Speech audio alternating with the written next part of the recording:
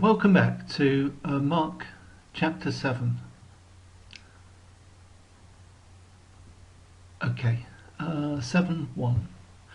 Kai sunagontai, and they come together, cross out onto him. Hoi pharisaioi kai tines ton grammateion. The Pharisees and certain of the scribes, or some of the scribes, elthontes, having come from Jerusalem, and having seen idontes, tinas ton matherton, some of his disciples, hoti koinais kersin estheusin, that they are eating with common hands, to testin anhiptois, aniptois, I can't remember. Yes, unwashed. Common often means defiled, the opposite of sanctified. With common hands, that is unwashed hands. They're eating tusatus, they're eating the bread. Okay, so they're eating bread with unwashed hands or common hands. You know what? It's just possible there's a link with this and the feeding of the 5,000 again. Because remember when David gets loaves from Abiathar, Ahimelech, those loaves are sanctified, and David not only takes them for himself, but gives them either to his companions, as Jesus says, or to the young men for whom he asked for them. And there's a big issue about whether they are sanctified and can receive the loaves. And generally speaking, the defiled cannot receive something that's holy, something that's directly from God. So I wonder if that's behind that, but that's certainly not what this passage says to be about. It makes itself very clear that this is a dispute between Pharisees and the disciples of Jesus. Hoi ga pharisaioi kai pantes hoi judaioi, for the Pharisees and all the Jews, ean me pugme nipsontai taskeras, uk estheusin.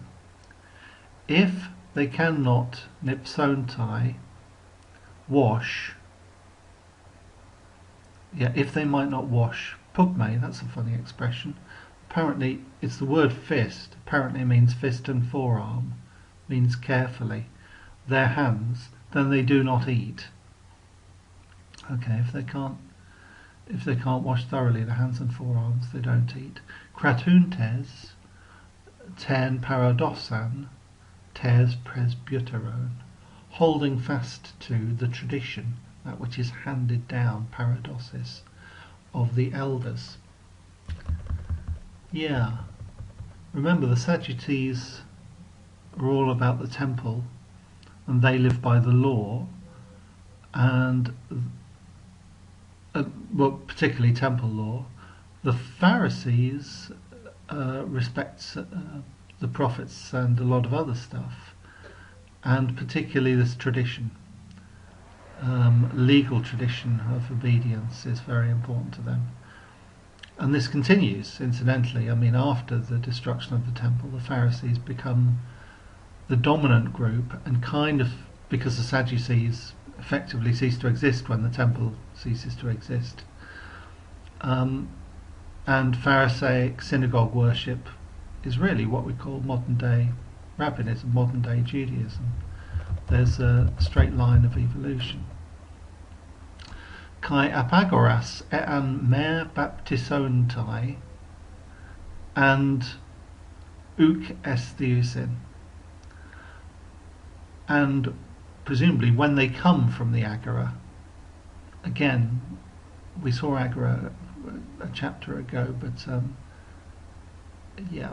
it's rather Greek. We haven't seen it before. But when they come from the marketplaces, if they can't wash A different word for wash, yes. Baptisto. They do not eat. Kai alla polla estin ha paralabon kratein. And all many other things which they have received. Paralabon.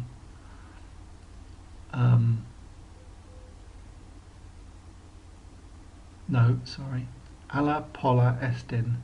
There are many other things which they've received to hold fast to. Yes. Paradidomi, to hand something down to hold fast to. And these people have received something to hold fast to. Baptismus poterion, kai xeston, kai calcion, kai clinon. Presumably, such as the washings of cups and jugs, and certainly pots and kettles, and beds. Oh, dining couches, okay. So there's a rich tradition of what exactly you need to clean before you can eat. Yeah, and coming from the marketplace, yes, indeed, everything would be unclean, as we saw in that 1 Samuel.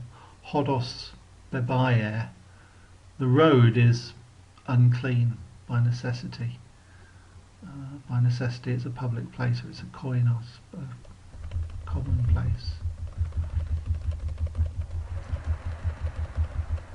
Kai eperotosin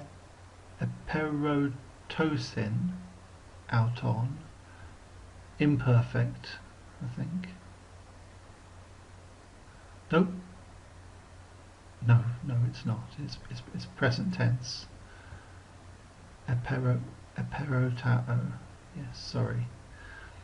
And they ask him, the Pharisees and the scribes, for grammates. I'm really not sure who the scribes are. I think it probably depends by context and when you date the situation to. And they asked him, diate, common word in Greek for why, but we don't see it a lot in Mark. We haven't seen it up to now, I don't think. Why ou peripatusin hoi mathetaisu? Why do your disciples not walk kataten paradosin tos presbyteron, according to the tradition of the elders? But alla koinos kersin estius entonatum, but with common hands or defiled hands they eat bread.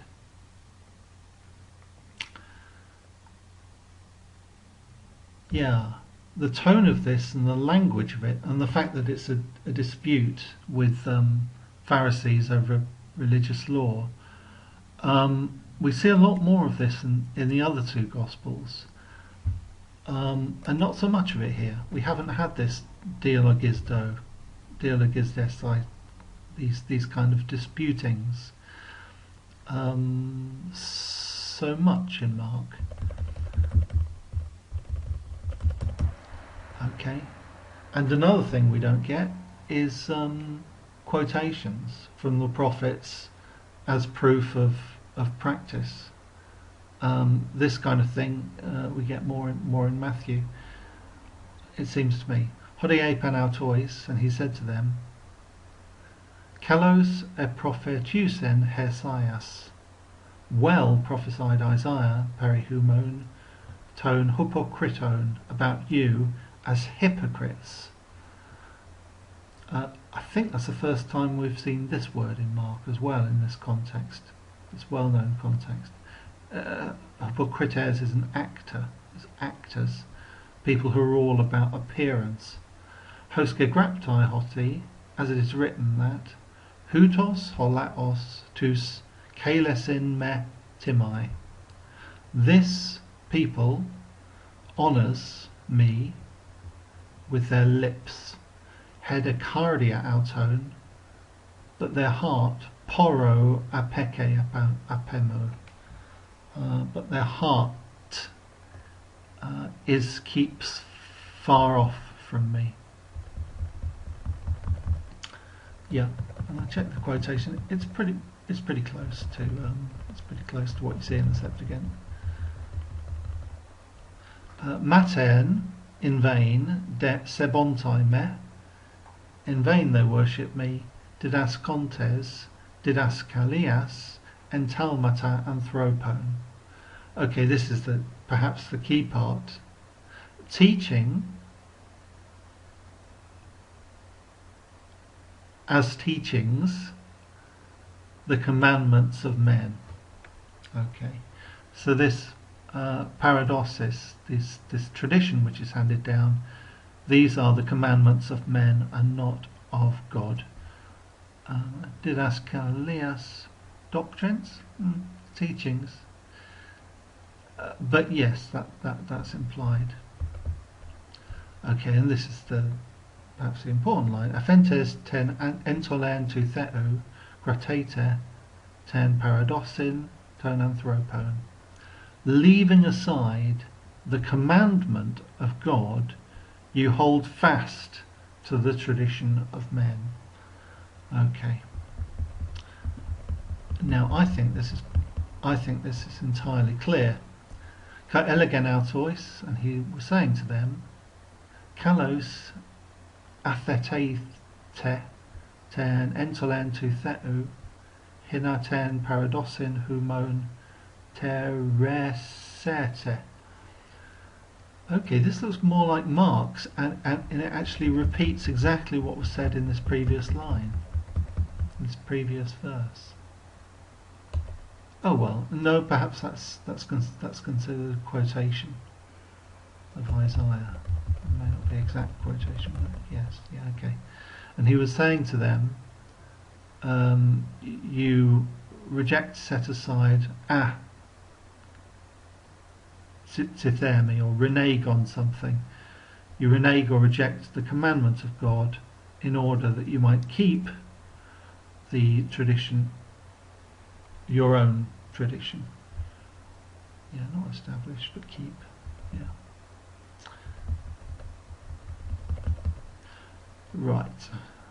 Moses gar apen, for Moses said, Tima, honour, ton paterasu, your father, kaiten meterasu, and your mother, and ho kakologon patera metera thanatoi telutato.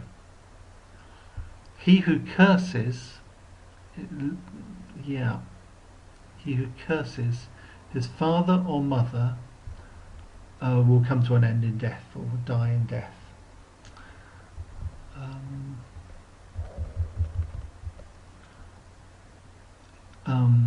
Hume stelegete, but you say, ean epe anthropos toi patri et mertri. If a man says to his father or his mother, korban, it's korban, ho estin doron, that is a gift, presumably a gift to God, a gift to the temple. Ho ean exemu ophelethes. Whatever you might have benefited from me. So whatever you would have gained from me is korban, that is given to God. Uketi efiete auton, uden poiesai toi patri e te metri. Then you no longer allow him to do anything for his father or his mother, because that part of the estate is sealed off. It's considered sanctified korban. Akuruntes ton logon to theo, kuros, like Lord, and kuros, the opposite. So taking away the power of something, nullifying the word of God, te paradose humon, for your tradition, in which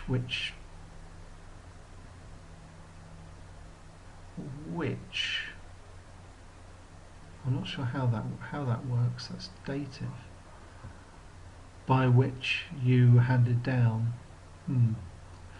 Kai paroimia. Yes. Is that paromoios? Ah, okay.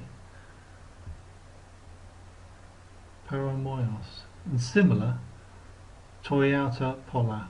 And many such things similar you do, poieta. And you do many such similar things. This word doesn't normally occur. This is the one time it occurs. I made a mistake, which I thought it was paroimia, which is a saying or parable, another word for parable. More appropriate word for parable here, but apparently not, but we'll see. Kai proskales amenos palin ton oklon elegen autois, and now we're back in Markan territory. And he called back to him the crowd, and he was saying to them, again, Mark likes to use the imperfect. Akousater, mu, hear me, all, pantes, kai sunete, and understand. Uden estin exothen tu anthropou, there is nothing, uden, outside of a man, eis porioumenon eis auton, which comes into him, hot dunatai, which can, koinosai auton, can make him koinos, or make him defiled.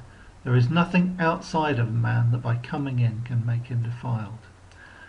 Allah ta ek tu anthropou ek poriouomena. But the things which come ek out of a man, they are the things estin ta koinunta ton anthropon. Those are the things that pollute or defile a man. So not what goes into him, what comes out of him. Kai, this seems odd to me. Kai hota eis elthen eis oikian apotu oklu. And when he came into the house from the crowd, presumably having left the crowd, eporoten, imperfect, yeah. They were asking him, his disciples, about the parable, ten parabolen. Well, for me, that's not a parable. I mean, there's no there's no kind of level of meaning. There's nothing cryptic about it. It's very, very plain speaking. It could not have been more direct. Yeah. And he says to them, kai lege autois, and he says to them, hutos, kai humes asunetoi este. Thus are you also asunetoi, without understanding. Unoete, do you not understand? Hoti, that. Pan to exothen eis porioumenon, eis ton anthropon. Everything from outside that goes into a man, udunatai auton koinosai, cannot pollute him. So his explanation here of this so-called parable is simply to repeat exactly what he said. Okay, a little bit more. Hoti uk eis poriouetai aut tu, because it does not enter eis ten cardian into his heart, al eis ten koilian, but into his stomach, and eis ton aphedrona ek poriouetai, and it goes out, things going in and going out, eis poriouamai and ek poriouetai, and goes out into the drain, I believe, aphedron, not a word I'm familiar with, but goes out into the drain. Cathariston panta tabromata. Okay, this doesn't make perfect sense. if this describes the whole section, then you would think you would start with a main verb and you would say, thus he made all foods clean. But it's really a comma, and I didn't, not even hutos. Making clean, purifying all foods. It certainly used to be thought that that was added on, because it kind of sounds like a gloss of the whole section. And it's an exaggeration to say that that's implied by the content of what Jesus has said. He said that an obsession with ritual washing is not the point, particularly with food implements. It's what comes out of a man that pollutes him, not what goes in. But he doesn't say that all foods, for example pork, are clean. Yeah, I mean, what to make of this? What to make of this? Those who think that in its earlier stage the Jewish Christians or Nazareans might have been something very like Pharisees, and those who say that Jesus is basically a kind of radical Pharisee. I mean, other people, I believe the Pharisees themselves make this criticism about korban, and certainly after the destruction of the temple, because korban is to basically fund temple practice. Obviously that requires funding. But after the temple's destroyed, it's really just a kind of legalistic loophole which allows people to shirk their responsibilities. And I'm pretty sure that Pharisees made exactly the same criticism. They certainly do not declare all foods clean,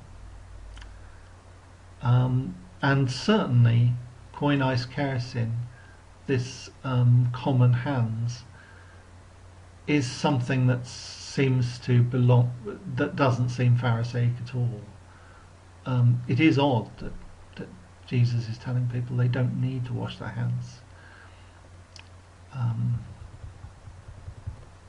Yeah. My gloss of this is that it's originally a kind of Jewish thing. Jews talking to Jews in a very Judaic context, and then it's been taken over by essentially a post-Pauline, essentially Roman, Gentile, probably Roman writer, that basically all ritual observance, essentially that's Paul's big thing. That first of all, he's got really two big things. One, this slightly wacky idea about faith, that pistuo is about everything leads back to that, and that's the sort of salvation by faith. Is eccentric and peculiarly Pauline, and the other part is the complete rejection of all Jewish law, which is a very big thing for him, and that would be the main block for most Gentiles becoming Christian. You can't do all these weird fasts and observances and the weird stuff about the Sabbath, which the Christians change and obviously cease to observe the Saturday, and all of the wacky Pharisaic stuff to do with ritual purity. I mean, ritual purity is a thing that we've seen again and again, and Jesus always seems to stand with the suffering person rather than the demands of ritual purity, as in we saw in the woman with the issue of blood and many others.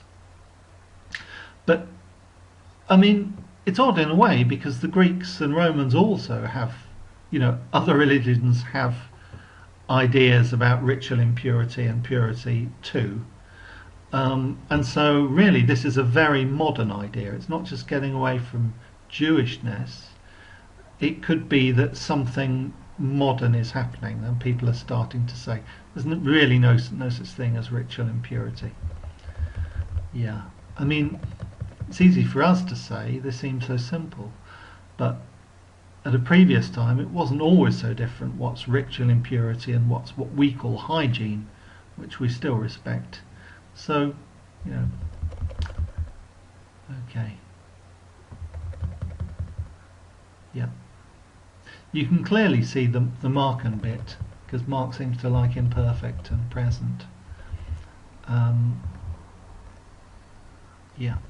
Thus he made all foods clean. Okay. Elegende hoti. And he was saying that to ek tu anthropu ek poruomenon. What comes out of a man ek heno koinoi to anthropon, that pollutes. This is the verb koinoo, pollutes a man. What comes out of a man is what pollutes him. Esothengar, for from inside, ektes cardias to an anthropon, from the heart of a man, hoi dialogismoi, thoughts or challenges or disputing. All of these things you really need a context to say what's being said. But this, challengings which are evil come out of him. And pornei, again, we don't know what specifically that is, but sexual immoralities, klopai thefts, phonoi murders,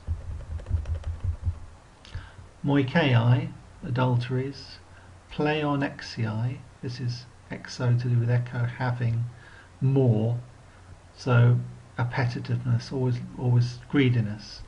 Ponerii, wickednesses, who knows. Dolos, deceit.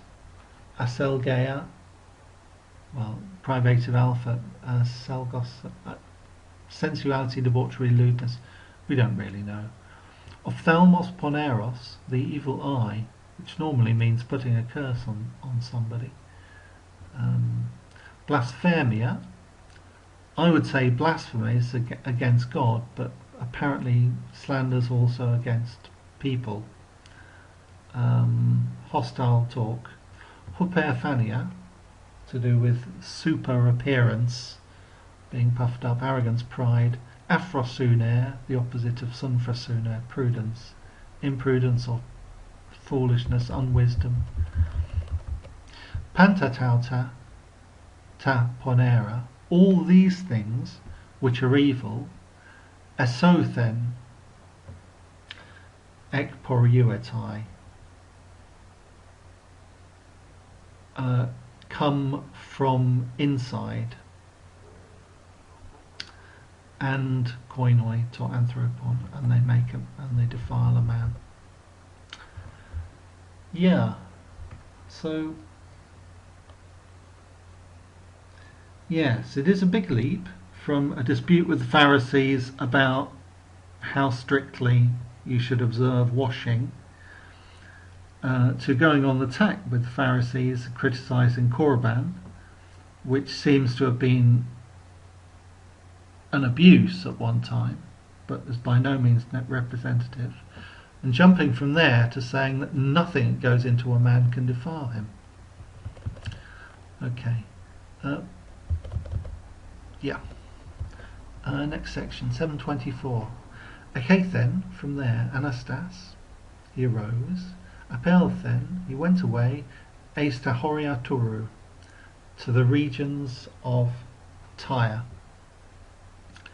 Kai eselphone, esoikian, and having entered into a house, Udene Thelen Gnonai, he was not wanting anyone to know him. He didn't want anyone to know him, so trying to be in secret. Kai uk erdunerther lathein. And I would say, but he was not able to be concealed. Lanthano. He was not able to be in secret. He could not be hidden. Okay, I mean, this is very odd for me. Jesus going to Tyre. Tyre's on the Mediterranean coast. I mean, the city had already been destroyed by Alexander. Although it's not very far in distance, it is definitely out of the way. It's Canaanite country. It was never Jewish. I don't know if you know, but the word Syr gives us both the name Tyre and the country or region Syrian.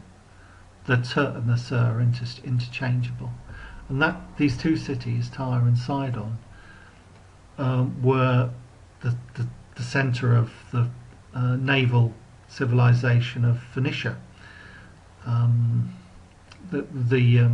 The Jews, or the Hebrew Bible uses Canaan. The Greeks called them Phoenicians because of the purple they get from snails. That was the centre of their economy. And the language is exactly the same, essentially, potato, potato. It's basically Hebrew, but the culture is different, and the thing that really defines Canaanites is child sacrifice, whereas the Jewish tradition goes back to Abraham and the story of Isaac not sacrificing a child, and this attachment to this written tradition. The Canaanites are what you would call pagans. You would call them pagans, polytheist, and particularly sacrificing children. Though pretty much that stopped when Alexander, basically when he finally captured Tyre. I think he put to death pretty much everyone and filled in the gap, so it wasn't an island anymore. And same with Sidon, it ceases to be a protected fortress island. And so I imagine the child sacrifice ceased, and I imagine it ceased in Carthage after the Phoenician colony, after the Romans sacked it and salted the ground. Anyway,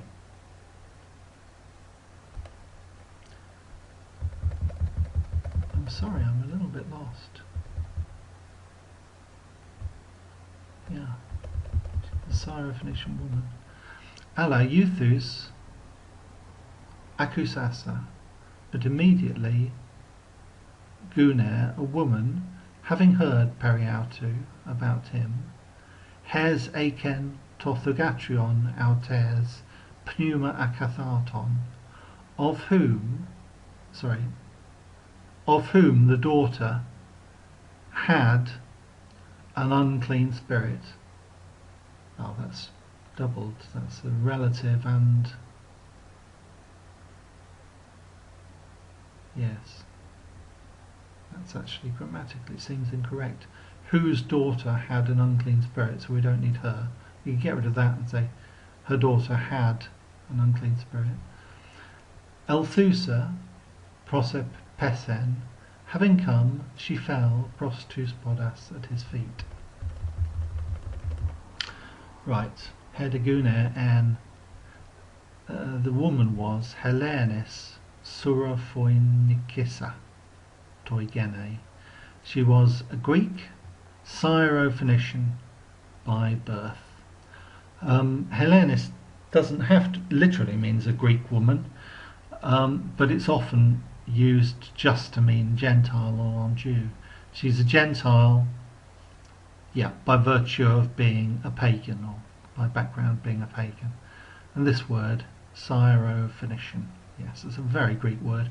I think this is the first time Mark has given us somebody's ethnicity, or said specifically that somebody's a Gentile.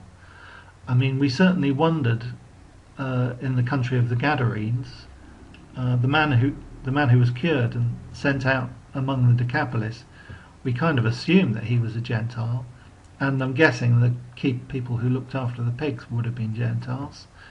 We kind of assumed that has a kind of Greco-Roman feel to it, but this person is explicitly identified by her ethnicity, and that's first. Kai erota auton, and she asks him in order hina taught daimonion ekbale, that he might cast out the demon ektes thugatros autes from her daughter. So the daughter's not there. She asks him Kai elegen autoi aute, and he said to her, Aphes proton kortas thernae tatekna, let first to be fed the children. Let the children be fed first. Ugar kalon estin, for it is not good, labain to arton, to take the bread, ton teknon, of the children, kai tus cunariois balein, and to throw it before dogs. To be honest, this sounds like it might be a quotation from something from somewhere else. Yeah, let the children be fed first, for it's not good to take the children's bread and feed it to dogs. I mean, everything is described as bread, God's blessing. Hede apokrethe kai lege autoi. Again, we haven't seen this combination in Mark. Associate this with John. Replied and said. Replied and says. Concrete verb and concrete verb. It doesn't really occur in Mark. And if you look up apokrino on Step and restrict your search to the New Testament, you'll see exactly what I mean. But she replied and said to him, Kurie, Lord, kai takunaria, even the little dogs, hopokato tes trapezdes, underneath the table, estheusin, eat, apoton, psikion, ton paidion. This word crumbs, apparently. Psix or psikion, crumbs, the morsels of the children, the children's morsel. Even the dogs under the table eat the morsels of the children. Yeah, it almost sounds like I don't. It almost sounds like she might have been quoting originally. Suffice to say, full disclosure, I think this section with the syro-phoenician woman is interpolated at a late stage. I think it's something that belongs to a Gentile and probably a Roman audience, though it may have had an origin before that. And he said to her, Diatuton, for this, Diatuton ton logon, for this saying, hopage, go your way. Exceleluthen, ek tes thugatros su tot daimonion. Exceleluthen, this is perfect tense from erkamai. It has gone out. Yes, the demon has gone out of your daughter. And again, I'm fond of saying that Mark doesn't usually use daimonion. He likes pneuma akatharton, at least original, or what I'd call eerie Mark. So, and also perfects always make me prick my ear up. Kai apel thusa, and she went eiston oikon home.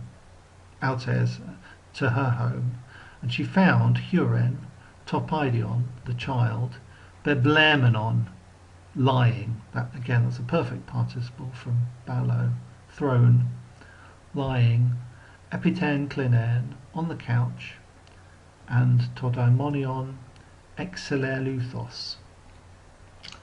Perfect participle again, having gone. Yeah.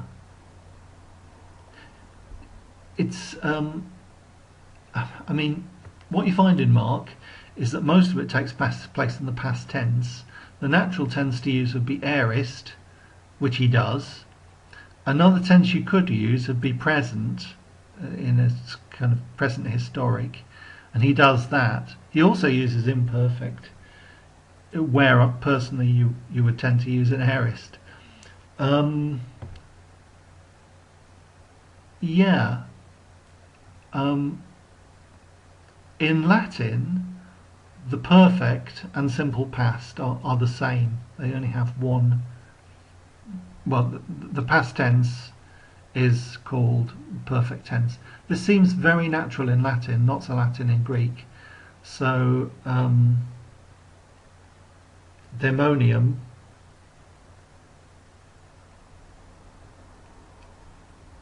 aggressum est. Aggressum. That seems perfectly ex filiar. And here, Ballo, so Yacta in Clinamine or something. Yeah, throne, lying on the couch. It just seems much more natural, these passive participles in Latin. And the demon gone, and demon. Aggressum, simply. Also, there's not a great deal of detail. We never saw the child. We never find out what kind of demon it is. I mean, often when something's described as having an unclean spirit, then there's a physical condition that we can recognise. She just says that her daughter has a demon. We never see the daughter, he never goes there, and he tells her that his daughter is healed, and that's it. I mean, I suppose the point of the story is this exchange between Jesus and the woman. That first he challenges her, yes, that the bread is for the Jews first. Let the children be fed first, for it's not right to take the children's bread and throw it to the dogs. And her response, which pleases Jesus, even the dogs under the table eat the children's crumbs. And it's about the inclusion of Gentiles. But as I say, I think it's very odd that that Jesus is in Tyre, especially following, the Mark as we've been following it. He's surrounded by crowds. He's got a kind of magnetic pull around Galilee that literally everyone, even the wind, is flooding towards him. And here he just kind of disappears and kind of takes a holiday on the Mediterranean coast. It seems latent, certainly Gentile and possibly rather Roman, but it is about the inclusion of Gentiles.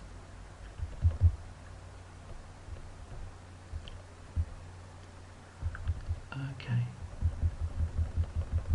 And as I say, it kind of feels like it would be well written in Latin. That's all I'll say. Okay, Kaipanen ex Elthone, and having gone out again from the region, Ekton Horion Turu, from the region of Tyre, Elthendia Sidonos, he went through Sidon. It tells us we went through Sidon, Eisten Talasan Tes Galileis, to the Sea of Galilee. The Sea of Galilee, I think, which is Anameson, in the middle of the region of Decapolis. Well, maybe not. In the middle. the region of Decapolis. So it's definitely flagging up Gentile land. I mean, Decapolis I associate with Greco-Roman. That doesn't mean that everyone would be a Greek or a Roman. There would be lots and lots of native, what we'd call Canaanites there.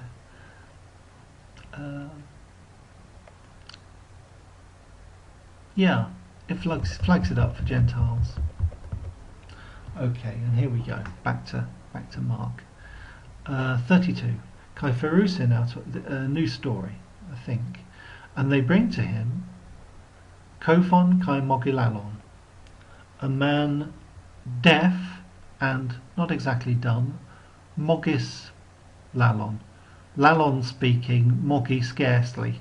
So it's not that he can't speak, but he has a speech impediment which we would recognise very, very common for someone who's deaf. We recognise this. I'm not sure what the correct form to use in English is that's politically correct, but yeah. Kai parakalusin auton, and they beg him hina epi thei autoi tenkera, that he might place on him his hand. And they beg him, the people who brought him, I suppose. They beg him to put his hands on him. Kai apon lebommenos auton. Yes. Apotu oklu katidian. Okay, we don't particularly see this verb used like this, but it clearly means he took him apart, taking him aside, and taking him away from the crowd, who are back now. You know, we're back in Mark country, with a crowd everywhere. Taking him aside from the crowd, katidian, again privately. Ebalen, he put two stactylus autu, his fingers, eis taota, in his ears, and ptusas, and having spit, ptuo, and having spat, he touched his tongue. I think perhaps Jesus spits in his hand, or spits on his finger, and touches the man's tongue. Okay, so puts his fingers in his ears to cleanse his ears, and his finger on the tongue to cleanse the tongue.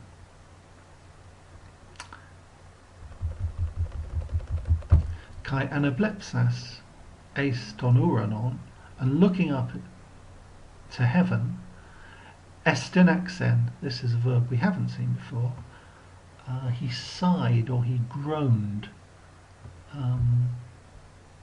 We haven't seen that word before.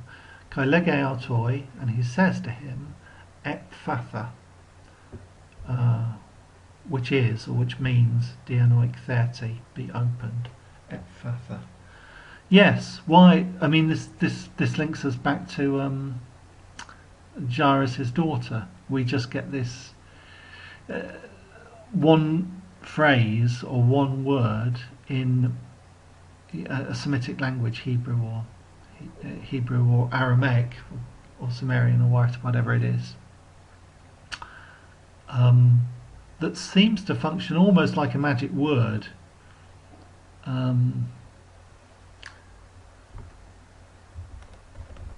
Be opened, and certainly draws attention. I mean, yes, I was reading the other day about Morton Smith, who wrote a book about Jesus as a magician. There's certainly that in the story. I mean, there was a craze at this time for stories, a lot like Gospels, about magicians, and a lot of the kind of novels that are written about the apostles, the Acts of the Apostles, which didn't make it into Luke's Acts of the Apostles in the canon. People love this stuff. Apollonius of Tyana as well. Wonder workers, we call them. Thaumaturgoi. But I would say there is certainly more than that to this. Kai Kai enoi gersan autu hi akoi, and his ears were opened.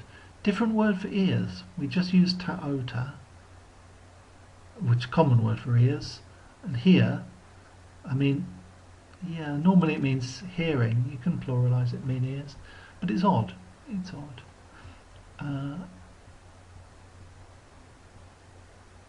And yes, his ears were opened. Kai eluther hedos desmos tes glosses autu, and was released the chain of his tongue. Yes, the chain of his tongue, or the fetter of his tongue, was released. Kai elale orthos, and he was speaking orthos, cleanly or plainly. Yeah. Orthos normally means straight, but it's certainly quite natural in this context. Kai diasteletor autois, and Jesus charged them, hina medeni legusin, that they might speak to no one.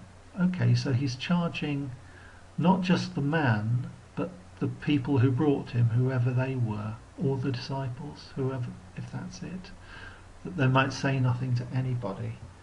Although it clearly says that he took the man apart, presumably so that other people wouldn't see.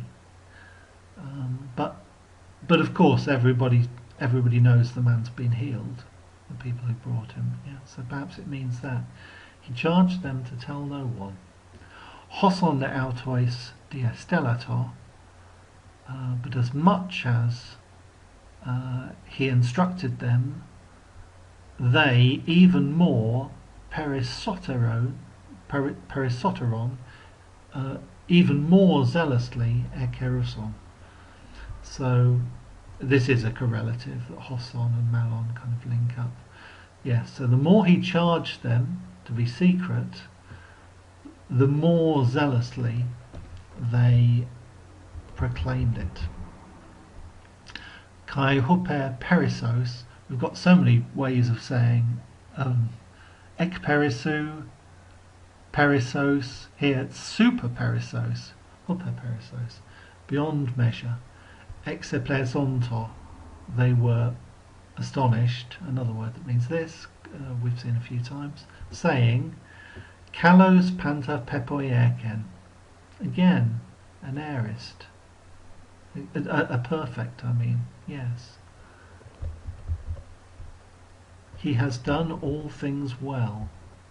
Kaitus kofus poie, and he makes the deaf akuane to hear, and the alalus, the speechless, to speak.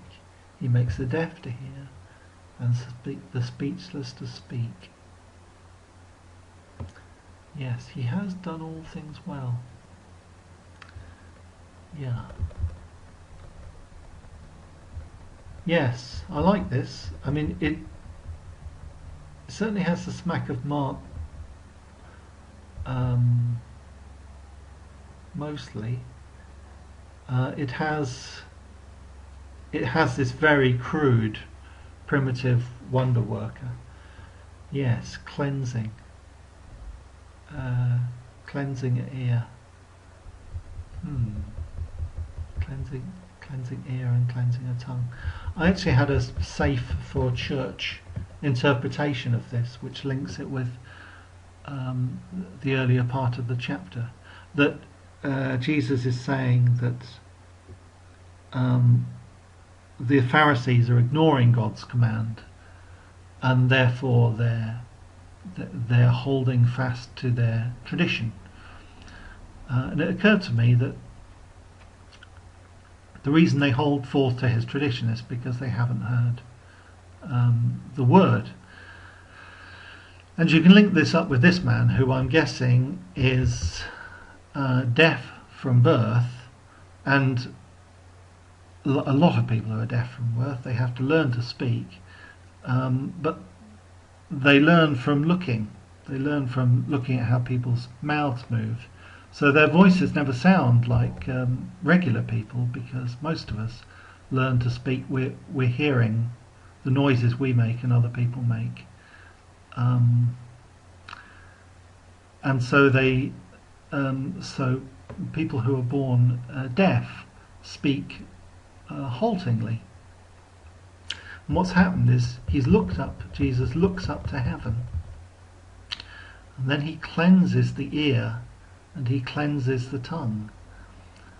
And it's almost like he's opening them to heaven. And when you hear when you hear or see the voice of God, then everything becomes clear and not mogilalos. But you can make of that what you will. This will pair with another, with a blind man, very, very closely. But I'm going to stop there. Thank you very much.